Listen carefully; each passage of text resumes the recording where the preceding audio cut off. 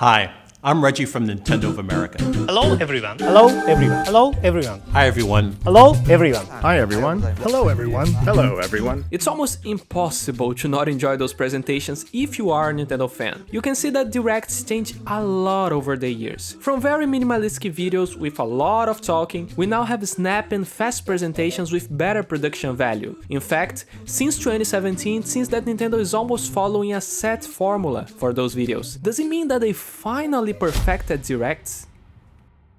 Hey everyone, it's me Luiz Estrela from Nintendo Everything, and I'm so happy that Xenoblade Chronicles 3 was announced. I mean, it's one of those things that I wanted in such a specific way, and then boom, it happened in the exactly way that I wanted. And I think that's probably one of the greatest feelings that a Direct can provide. With that in mind, it's clear that the question what makes a good Direct is very personal. I'm pretty sure that a number of people were disappointed when the last presentation ended with a JRPG like Xenoblade. But then, well, we also had a lot of other great things from different series and genres. Mario Strikers, Nintendo Switch Sports, Fire Emblem Warriors, DLC for Mario Kart 8 Deluxe, and the announcement that Kirby finally lost it and decided to become a card.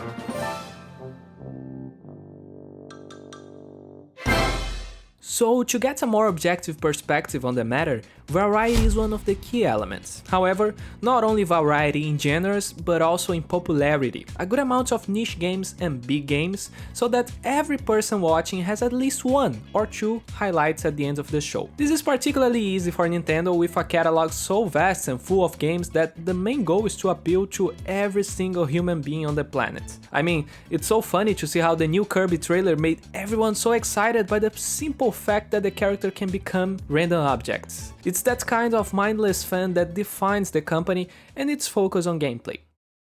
On the other hand, Nintendo has IPs like Xenoblade, Fire Emblem, Bayonetta, and Metroid, IPs that usually sell 1 to 3 million units per game, which is a lot to be honest, but compared to other juggernauts like Splatoon, it's way less. But those who enjoy these franchises are really passionate about them, you know? We are few but we are loud. And let's not forget that Directs are kind of niche marketing. The majority of people who watch these presentations are Nintendo's biggest fans, who are always eager to know more about not one, but many of the company's products. The rest of the consumers are usually exposed to new products via ads on TV or YouTube. That's why niche games are important for Directs. Okay, so there's a balance here to create a great show.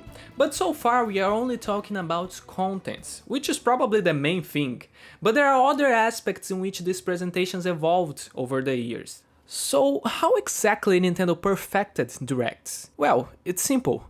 Making a lot of mistakes. Just as it is with any endeavor that involves creation, feedback is really important. With each Direct, Nintendo started to understand what worked and what didn't. That's not only related to the content, but to the format and planning. In the beginning, Directs were all over the place. Sometimes a big announcement would happen, other times just small updates. I remember how interesting it was that they would drop some big bombs in a very casual manner, like announcing that a new Smash or Zelda game was being developed without even showing a new logo or a cinematic trailer. When you add the fact that the former president of Nintendo, Satoru Iwata himself was present in the show, those Directs felt really intimate. Also, all of this happened during the Wii U era, probably one of the lowest moments in Nintendo's recent history, so it was almost like they were very open and kinda honest.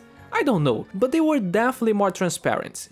But something was missing. The spectacle. Realizing the potential of those presentations, we started to see a real concern with the entertainment value. Those games being announced mean a lot for the fanbase, so it makes sense to make a big deal out of them. And also, to not spend a big amount of time explaining all the gameplay mechanics of a smaller franchise, like Professor Layton, which is a series that I love. We saw the Directs become something creative and fun by 2014, primarily on the E3 videos, where Nintendo would go all out with funny sketches that still are a big font of memes to this day. And honestly, it was great. A big jump on entertainment. Hey Fox, do a barrel roll. Yeah, come on, Fox. Do a barrel roll. Yeah. Barrel roll? I can do better than that. Check this out. However, after the terrible loss of Mr. Iwata in 2015, it became really difficult to imagine how Directs would go on without him. He was truly the soul of these presentations, always making the effort to speak in English and showing so much joy in delivering the news about every game announced. But of course, the presentations had to come back. It was one of the many great contributions that Iwata offered to the company. In 2017, now in the Switch era, the Directs came back with a new style that Nintendo still uses to this day: the headlines. So, in every video that I produce here, I'm always trying to present my ideas with entertainment and a good pacing to the video in general, so that you want to watch it until the end. And boy, that's very hard.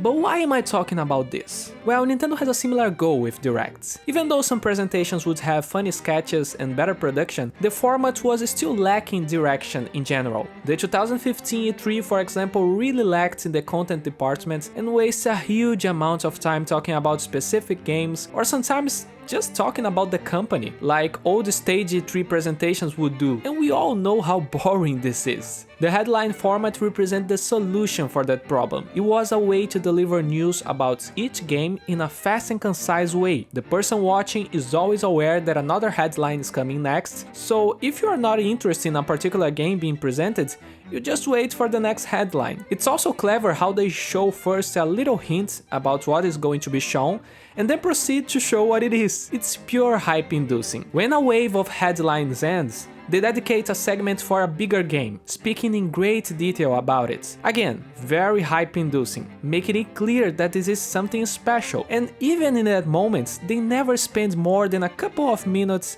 talking about a single game. Usually in a 40-minute direct we have big reviews at the beginning, one at the middle and more at the end. Each announcement is perfectly spaced out and the final one is always a banger. So there you have it, a perfect structure. Finally, something that also contributes to the entertainment value of those presentations is how good the editing is in Nintendo's trailers. Almost always focused on gameplay, showing exactly why you should be excited about the game. It's impossible to forget some incredible trailers like the last one for Breath of the Wild, a masterpiece in itself, to be honest. They are also masters at knowing the right time to show exciting elements of the game. A good example is how Mario Odyssey was at first presented without its main mechanic of possessing objects and characters, making the second trailer really surprising.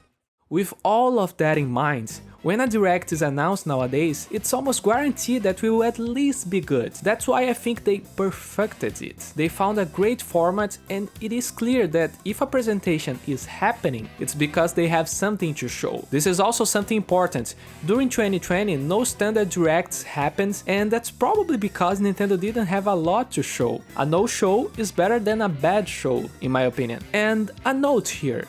With the pandemic situation, we saw a great number of companies doing digital presentations, and I was surprised to see many of them making the same mistakes that Nintendo did in the past, spending a lot of time talking about a single game, pacing that is all over the place, talking about little updates instead of new announcements, and not showing gameplay of their products. It really made me appreciate how good directs are nowadays. At the end of the day, directs are glorified ads in a very dense package. Companies that have great IPs that people care about can easily do presentations like that, and the fans will follow. I appreciate the fact that Nintendo seems to care about these videos to make them entertaining enough to watch, letting it become something that brings the fans together. Personally speaking, I always enjoy not only watching the show, but also speculating about it and discussing the announcements. Sometimes expectations are met, sometimes they are shattered, but the whole process is always fun. That's it from me, guys. Thank you so much for watching. Until next time, bye! Look who's here with me while I was recording and I didn't even notice. Her head almost appeared on the screen in some bits. So cute.